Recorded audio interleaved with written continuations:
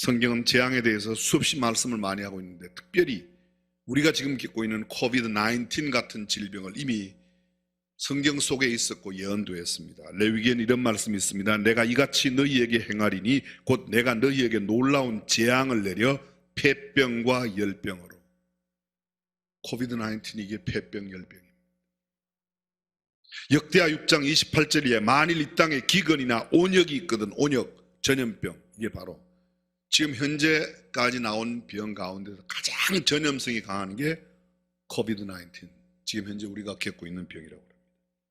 역대하 20장 9절에 보면 만일 재앙이나 난리나 견책이나 온역, 전염병이나 기근이 우리에게 임하면 주의 이름이 이전에 있으니 우리가 이전 앞과 주의 앞에 서서 이 환난 가운데서 주께 부르짖은즉 들으시고 구원하시리라 하였나이다. 아멘. 저는 이런 재난과 재앙, 환난 가운데 하나님 앞에 부르짖으면 하나님께서 치유하시겠다고 하는 약속의 말씀을 굳게 믿습니다. 문제는 이 코비드-19, 세상을 살고 있는 우리들에게 누군가의 말처럼 그 누구도 한 번도 경험해보지 못한 세상을 살아가고 있습니다. 30년 전 오늘 우리가 살고 있는 이런 IT 세상, 소위 4차 산업혁명 시대를 살 것이라고 예측했던 사람이 얼마나 될까요? 3년 전 오늘 같은 세상이 될 것이라고 생각했던 사람 그리 많지 않았을 겁니다. 3개월 전 이러한 코비드-19이 온통 세상을 팬데믹 현상으로 전 세계 대유행병이 될 거라고 그 누구도 생각하지 못했습니다. 인간의 힘으로 최선을 다하지만 만만치 않습니다. 한 달 전 큰 소리 치던 안전한 나라 대한민국 여권, 그동안 대한민국 여권이 전 세계에 가장 인기 있었어요. 어디나 다 갈 수 있었어요. 미국 여권이 가는 나라보다 대한민국 여권이 가는 나라가 훨씬 많습니다.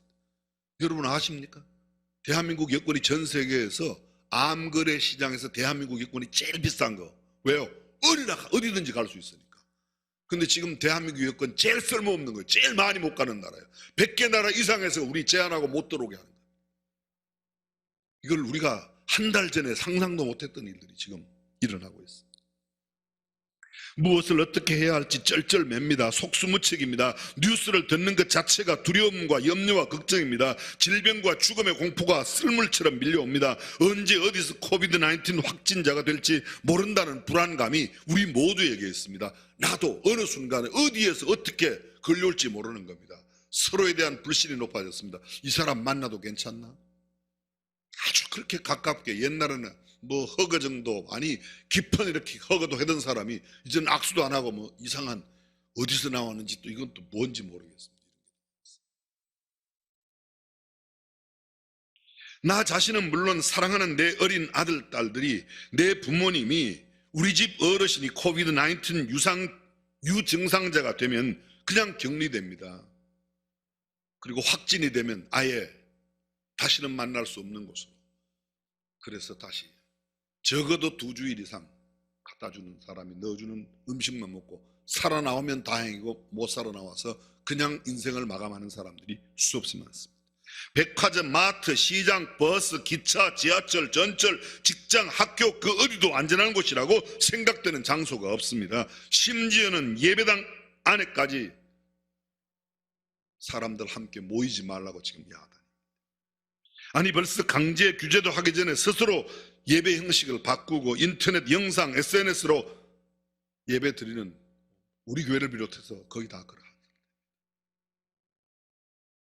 이미 생명을 잃어버린 사람들, 예상치 못했던 가족을 잃어버린 유가족들, 자신의 안전과 건강을 돌보지 않고 코비드-19 환자를 돌보다가 자신이 확진자가 되었거나 생명을 잃어버린 사람들이 세상에 참 많이 있습니다. 공무원으로 일신을 살피지 못하고 과로하여 세상을 떠나거나 환자가 되었거나 유증상자로 격리 중에 있는 공무원들도 수없이 많이 있습니다. 불특정 다수의 사람들을 억울하게 하는 이 코비드-19에 걸려 심한 고통과 역경의 시간을 보내고 있는 사람들이 부지기수입니다. 세상을 살다 보면 누구라도 언제든지 어디서나 이러한 억울한 일을 당하고 원통한 일을 맞이하고 인간으로서 어찌해야 할지 모르는 상황을 맞이할 수 없는 게 연약한 우리의 인간들입니다. 함께 하자, 같이 하자, 가까이 하자, 좀 가까이 밀접하게 지내자. 이젠 가치가 바뀌었습니다. 좀 멀리 떨어져 살아야 돼요. 마스크를 꼭 쓰고 다니고 특별히 말할 때 마스크를 반드시 착용하고 하라고 강조합니다. 되도록 가까이 하지 말아라. 악수도 말아라. 떨어져 앉아라. 멀리 해라. 돌아다니지 말아라. 이 짧은 시간 필설로 다 할 수 없는 일들이 부지기수 우리 주변에 지금 일어나고 있습니다. 내 힘과 내 노력, 나의 경험과 지식, 나의 노하우로 풀 수 없는 난제 지금 우리가 만나고 있습니다.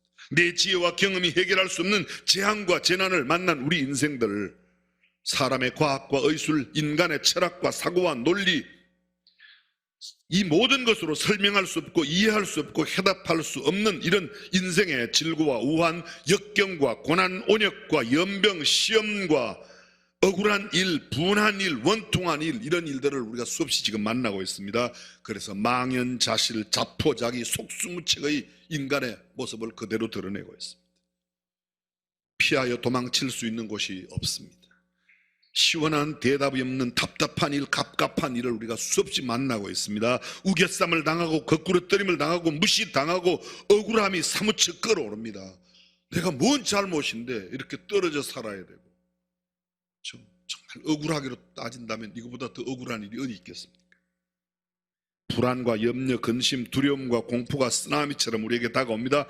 도대체 이럴 때 우리는 어떻게 해야 하는가? 일반적으로 사람들은 몇 가지로 이런 일들을 맞이하는 태도를 보입니다. 첫 번째 보이는 태도가 인과응보의 법칙으로 생각하는 사람들입니다. 원인 없이 결과 없다. 까닭 없이 그럴 수가 없다는 겁니다. 그들은 말합니다. 네가 많은 죄를 지었기 때문에, 네가 무슨 잘못한 일이 있기 때문에. 성경에 보면 우리가 오늘 욥기를 읽는데 욥의 세 친구 소발과 빌닷과 엘리바스, 이 세 사람이 욥에게 하는 말이 바로 이것입니다. 욥기 22장 4절 이하, 하나님이 너를 책망하시며 너를 신문하심이 너의 경외함을 인함이냐? 내 악이 크지 아니하냐? 내 죄악이 극하니라. 까닭 없이 형제의 물건을 볼모잡으며 헐벗은 자의 옷을 의복을 벗기며 가란 자에게 물을 마시우지 아니하며 줄인 자에게 식물을 주지 아니하다. 무슨 말입니까? 까닭 없이 그럴 리가 없다. 네가 누구에게 뭘 준다면 그 이유가 있고, 누가 너에게 억울한 일을 한다면 너가 그 다 억울한 일 당한 일이 있기 때문에, 원인이 있기 때문에, 이게 소위 인과응보의 법칙으로 세상을 이해하는 겁니다. 그런데 인과응보의 법칙 밖에 코비드-19이 있습니다. 전혀 상관없는데도. 두 번째 이런 생각이 있습니다. 운명의 법칙으로 생각하는 사람들입니다. 소위 운명론, 숙명론. 고통과 시련, 질병과 역경, 인생의 난제와 갈등, 인생의 모든 문제는 정해진 숙명이나 운명으로 생각하고 받아. 이게 정해진 거야. 네 인생에는 이게 너한테 이렇게 운명적으로 주어진 거니까 그냥 받아들여라. 이렇게 말하는 사람들이 있어. 우리가 흔히 옛말에 천석군에게는 1000가지 있다. 많은 가졌다고 다가 아니다. 그 사람에게는. 그 사람 나름대로 염려가 있고, 다 인생에게는 각자의 숙명과 운명이 있기 때문에 그대로 받아들이라는 태도입니다. 세 번째 태도가 있습니다. 인생 비관론으로 이것을 받아들이는 사람들이 있습니다. 인생은 별것 아니야. 의롭지 못하다. 인생은 더럽고 추하다. 인생은 악하다. 그러므로 인생은 별 볼 일 없다고. 욥기 25장 4절입니다. 그런즉 하나님 앞에서 사람이 어찌 의롭다 하며 부녀에게서 난 자가 어찌 깨끗하다 하랴. 하나님의 눈에는 달이라도 명랑치 못하고 별이라도 깨끗이 못하거든. 하물며 벌레인 사람, 구더기인 인생이라. 인생이 다 벌레와 구더기 같은 거야. 그러니 인생은 그럴 수밖에 없다. 숙명론으로, 운명론으로 인생을 비관하는 그런 모습으로 결론 내는 사람들이 있습니다. 이 인생의 비관론이 극심해지면 어떻게 돼요? 스스로 목숨을 끊어버려요. 이러한 일반적인 생각에 우리는 생각이 머물러 있어서는 안 될 것입니다. 여기 독특한 하나님의 사람이 있습니다. 사랑하는 성도 여러분, 저와 여러분들은 여기 독특한 한 신앙인의 모습을 살피면서 우리가 가져야 할 태도, 우리는 어떠한 태도로 이런 일을 맞이하고 또 이런 때를 보내야 하는가. 그 사람의 이야기는 순전히 신앙으로만 해결할 수 있습니다. 인과응보론으로 인생을 보지 않습니다. 운명론으로 인생 비관론은 더구나 아닙니다. 그는 자신에게 일어나는 모든 일에 대하여 하나님을 먼저 생각하는 사람입니다. 하나님을 찾는 사람, 하나님의 뜻을 구하는 사람. 참새 2마리가 한 아사리온에 팔리는 것도 하나님께서 허락지 않으시면 아니 되는데, 도대체 이 코비드-19을 통해서 하나님이 주시는 메시지인가 무언가를 찾는 사람, 하나님의 의미를 찾는 사람입니다. 그는 인생의 가장 처참한 가운데 있지만 현재의 상황을 상대하지 않습니다. 하늘을 향하여 하나님을 상대하는 사람입니다. 그 사람이 바로 하나님의 사람, 신앙인이 가져야 할 태도인 줄로 믿습니다. 오늘 본문 욥에 관한 말씀이라는 사실을 우리가 너무도 잘 알고 있습니다. 욥이 어떤 사람입니까? 그냥 우선에 간단하게 한번 생각해요. 욥은 인생의 실패자예요, 성공자예요? 얼른 답하기가 쉽지 않죠? 욥에 대한 이야기를 잠깐만 살펴보겠습니다. 제가 아주 간략하게, 욥은 순전한 사람이었습니다. 그는 정직한 사람이었습니다. 하나님을 경외하며 악에서 떠난 동방의 의인이라고 성경은 이야기하고 있습니다. 그에게는 7남 3녀의 10남매 자녀들을 두었습니다. 그는 굉장한 부자였습니다. 그의 재산으로 말하면 양이 7천이요, 소가 500이요, 약대가 3천이요, 암나귀가 500이며 종도 많았습니다. 동방 사람 중에 가장 큰 자라고 성경은 이야기하고 있습니다. 그러나 그는 하루아침에 이 모든 것을 모두 다 잃어버립니다. 세상적인 시각으로 바라보면 욥은 분명히 성공자가 아닙니다. 그는 실패자입니다. 모든 재산을 잃었으니 사업과 경영과 물질의 실패자입니다. 자식들을 모두 잃었으니 가정의 실패자입니다. 발바닥부터 정수리까지 악창이 나서 죽을 지경이 되어 재에 앉아 기와 조각으로 재를 뿌려가며 자기의 몸을 긁고 있는 그의 모습을 볼 때 그는 그의 건강에도 실패했습니다. 부인마저 당신이 그래도 자기의 순전을 지키면서 하나님을 경배하겠는가, 하나님을 저주하고 죽으라고 말하고 그 아내마저 그를 떠나가 버렸습니다. 그는 결혼에도 실패했습니다. 그의 현 상황을 보면 어느 것 성공한 게 아무것도 없습니다. 계속해서 욥기 3장 1절 이하에 보면 욥은 자신의 생일을 이렇게 스스로가 저주합니다. 그 후에 욥이 입을 열어 자기의 생일을 저주하니라. 욥이 말을 내어 가로되 나의 난 날이 멸망하였었더라면, 나말을 베었다 하던 그 밤도 그러하였었더라면, 그날이 캄캄하였었더라면. 이게 무슨 말입니까? 나의 난 날이 멸망이었다면, 남자아이를 가졌다고 좋아하던 우리 엄마 그날이 차라리 없었더라면, 이런 말입니다. 하나님이 위에서 돌아보지 마셨더라면, 빛도 그날을 비치지 말았더라면, 유암과 거역할 유자 어두울 남자입니다. 거역한 어두움 사망의 그늘이 그날을 자기 것이라 주장하였었더라면, 구름이 그 위에 덮었었더라면, 낮을 캄캄하게 하는 것이 그날을 두렵게 하였었더라면, 내가 태어난 날이야. 차라리 그런 날이었으면, 세상이 없어진 날, 망한 날, 그냥 내가 태어나지 않았더라면, 이 한 말을 이렇게 여러 가지로 이야기합니다. 그 밤이 심한 어두움에 잡혔었더라면, 해의 날수 가운데 기쁨이 되지 말았더라면, 달의 수에 들지 말았더라면, 그 밤이 적막하였었더라면, 그 가운데서 즐거운 소리가 일어나지 말았더라면, 나를 저주하는 자, 곧 큰 악어를 격동시키기에 익숙한 자가 그 밤을 저주하였었더라면, 그 밤에 새벽별들이 어두웠더라면, 그 밤이 광명을 바랄지라도 얻지 못하며 동틈을 보지 못하였더라면 좋았을 것을. 무슨 말입니까? 나의 태어난 날이 차라리 그렇게 저주를 받아 없었더라면 얼마나 좋았을 텐데, 왜 그 생일이 있어갖고 내가 이 어지러운 세상, 지금 이렇게 질고 가운데 살고 있냐고 한탄하는 겁니다. 계속됩니다. 이는 내 모태의 문을 닫지 아니하였고 내 눈으로 환난을 보지 않도록 하지 아니하였음이로구나. 하나님께서 그렇게 하셨다는 거죠. 하나님께서 그 나를 그렇게 어둡게 만들지 않고 나를 태어나게 하셨다. 어찌하여 내가 태에서 죽어나오지 아니하였던가, 어찌하여 내 어미가 낳을 때에 내가 숨지지 아니하였던가. 차라리 나를 그냥 죽은 채로 태어났더라면 이런 일은 없었을 텐데. 애절애절합니다. 어찌하여 무릎이 나를 받았던가. 자기를 받아준 산파를 지금 왜 나를 그렇게 무릎 꿇고 앉아서 왜 나를 받아줬냐, 이런 이야기죠. 유방이 나로 빨게 아니하였던가. 우리 엄마가 나에게 젖을 물려주지 그렇지 아니하였던들 이제는 내가 평안히 누워서 자고 쉬었을 것이니, 그때 만약 우리 엄마가 나 젖만 안 줘도 내가 그냥 죽어서 이런 일은 안 당할 텐데, 구구절절 얼마나 뼈저리게 사무치게 와닿는지 모릅니다. 욥은 이성적이고 세상적인 견해와 물리적인 잣대로 측정하면 그는 분명히 실패자입니다. 하나님에게 둘러싸여 길이 아득한 사람에게 어찌하여 빛을 주셨는고 나는 먹기 전에 탄식이 나며 나의 앓는 소리는 물이 쏟아지는 것 같구나. 나의 두려워하는 그것이 내게 임하고 나의 무서워하는 그것이 내 몸에 미쳤구나. 평강도 없고 안온도 없고 안식도 없고 고난만 임하였구나.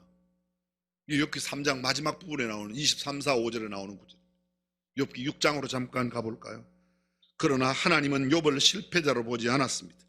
또한 욥 자신도 정금같이 나오는 하나님의 하나의 시련의 과정으로 보았지만 결코 그 자신을 실패자라고 생각지 않았는데 욥기 6장과 7장에 보면은 욥이 계속해서 자신을 이렇게 한탄합니다. 나의 분한을 달아보며 나의 모든 재앙을 저울에 둘 수 있으면 바다 모래보다 무거울 것이라.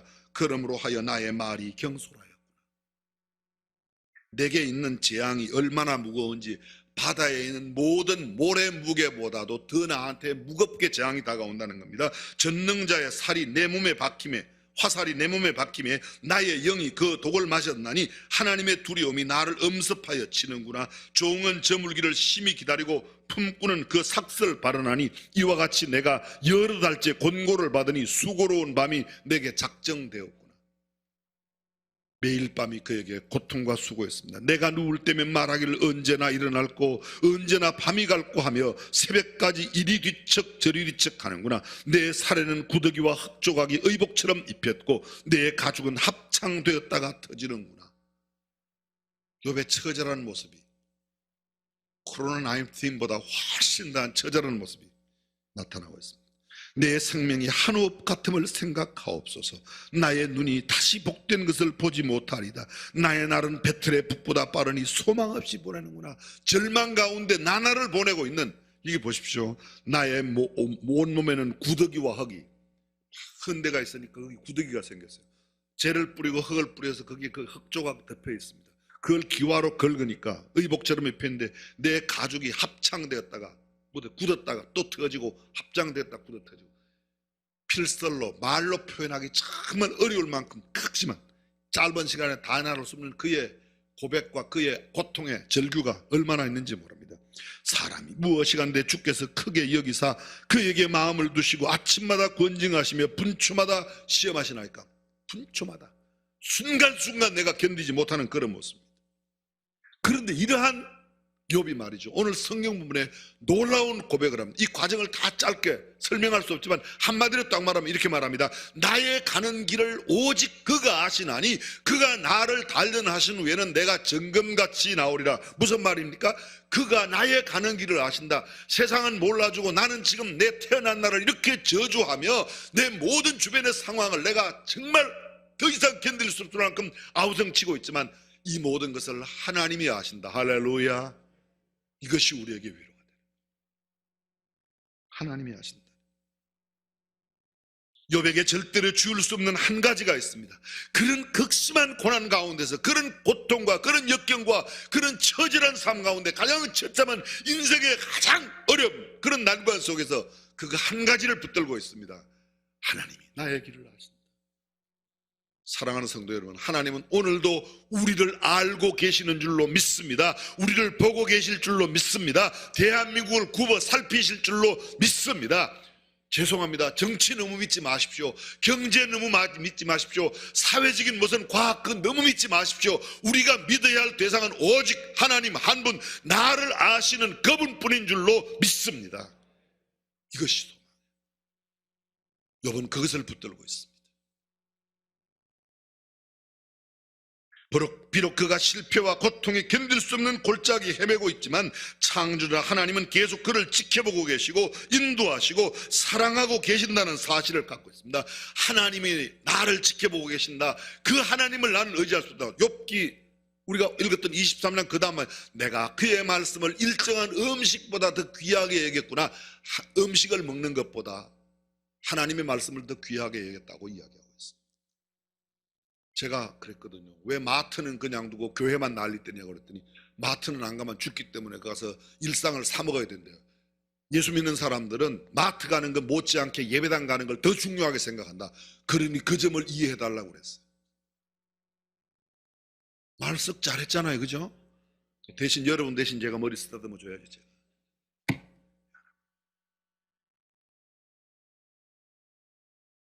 우리가 아무리 신앙인이라도 닥치는 육체의 고난과 문제 앞에 우리도 흔들릴 수 있습니다.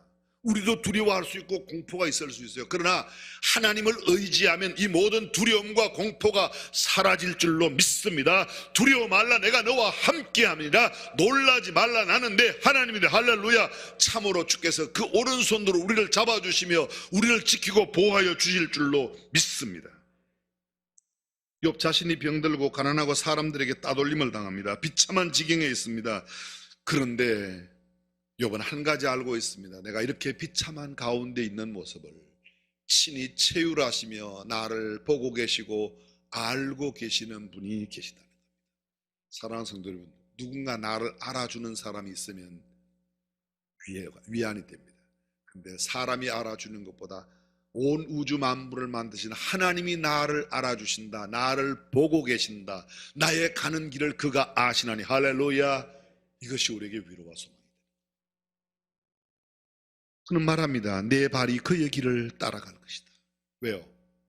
그분이 나를 아시기 때문에, 그분이 나를 믿어주시기 때문에 나도 그분을 신뢰하고 따라요. 세상 무슨 일이 있어도 하나님의 말씀은 식사보다 귀중히 여길 것이요 그 말씀대로 순종하며 살 것이라고 그가 고백합니다. 환경은 사람을 이기지 못하나 사람의 마음이 변하면 모든 것을 잃습니다. 이솝 이야기에 친구를 버린 의리 없는 사람 사귀지 말라는 곰의 충고가 있죠. 이 이야기 다 해야 됩니까? 그러나 여러분, 어떤 위경의 때에도 다 떠나갈지라도 떠나지 아니하는 나의 신실한 친구 우리 주님이 계시는 줄로 믿습니다. 내게 작정하신 것을 이루실 것이라고. 하나님은 내 계획에, 내 인생에 담아놓으신 하나님의 원대한 계획, 그것을 결코 틀림없이 이루실 줄로 믿습니다. 이것이 신앙인의 승리입니다. 사랑하는 성도 여러분, 억울한 일을 당하고 내가 어렵고 힘든 가운데 있지만 주님을 온전히 의지함으로 승리하는 저와 여러분이 되시기를 주님의 이름으로 축원합니다. 세상에서 가장 지혜로운 101가지 이야기라는 책 가운데 나오는 이야기 한 토막하고 말씀 맺겠습니다. 1899년 프랑스의 디멀린 신부 외출해서 돌아오자 사제관의 문지기로부터 충격적인 고해성사를 받게 됩니다. 신부님, 제가 살인을 저질렀습니다. 신자 한 사람이 예배당 건축비로 헌금을 가져왔는데 욕심이 많이 생겨서 그것을 제가 가지려고 그만 망치로 그를 쳐 죽이고 그 돈을 빼앗았습니다. 디멀린 신부가 고해성사를 듣고 방에 들어가 보았더니 그 망치가 자기의 서랍 안에 있는 겁니다. 순간 경찰이 들어닥쳤습니다. 피 묻은 옷을 갖고 있는 신부의 몸에서, 그리고 신부의 책상 속에서 망치가 나오니까 틀림없이 이 사람이 살인자라고. 경찰이 그를 붙들어 갔습니다. 온 동네에 소문이 자자했습니다. 그렇게도 괜찮다는 신부가 알고 보았더니 살인자라고. 그는 재판을 받고 무려 25년의 큰 형을 받게 됩니다. 25년 동안 그는 전혀 탈출이 불가능한 악마의 섬에 유배되어 중노동을 하면서 25년 모든 형기를 마쳤습니다. 그러나 그는 늘 생각했습니다. 하나님은 내 모든 것을 아시지. 그 누구에도 변명하지 않았습니다. 25년이 지나 그가 파리로 다시 돌아왔을 때 세상은 그를 아무도 알아보지 못했습니다. 그런데 한 빈민촌에서 비참하게 삶을 살아가던 한 늙은이가 마지막 참회의 유서를 남기고 죽었는데, 그 유서 가운데 25년 전 성당에서 사람을 죽이고 돈을 뺐던 것은 신부가 아니라 자기였다고 하는 유서를 남기게 됩니다. 경찰이 다시 재심을 했습니다. 그래서 법원에서 무죄 판결이 났습니다. 무죄 판결을 받고 그가 다시 소위 예배당에 돌아왔지만 예배당에는 사람이 한 사람도 없었습니다. 텅 빈 예배당, 중노동에 시달려 몹시 지친 모습으로 이미 노인이 되어 있는 그 신부가 그 예배당에 돌아왔는데, 이상한 일은 그 다음 주부터였습니다. 한 사람 사람들이 몰려오기 시작했습니다. 그리고 그 신부가 세상을 떠나기 전 예배당 안은 모든 사람들로 꽉 차 하나님의 놀라운 구원을 경험하게 되었다고 하는 이야기입니다. 사랑하는 성도는 우리의 형편을 우리 이웃도 사랑하는데 가족도 어쩌면 몰라줄지 모르고, 세상은 우리를 터부시하고 대한민국 여건 싫어하고 한국 사람 오지도 말라고 하지만 하나님을 경외하는 우리, 하나님을 신뢰하는 우리, 하나님께서 우리를 감싸주시고 지켜주시는 우리야말로 진정한 승리자가 될 줄로 믿습니다. 오늘 함께 영상으로 예배드리는 모든 우리 중앙 가족들, 또 예배당에 나와서 함께 드리는 우리 교회 성도들과 모든 교직원들, 하나님께서 나를 보고 계시고 나를 지키고 인도하고 계심을 믿고 승리하는 나날을 살아가시기를 주님의 이름으로 축원합니다.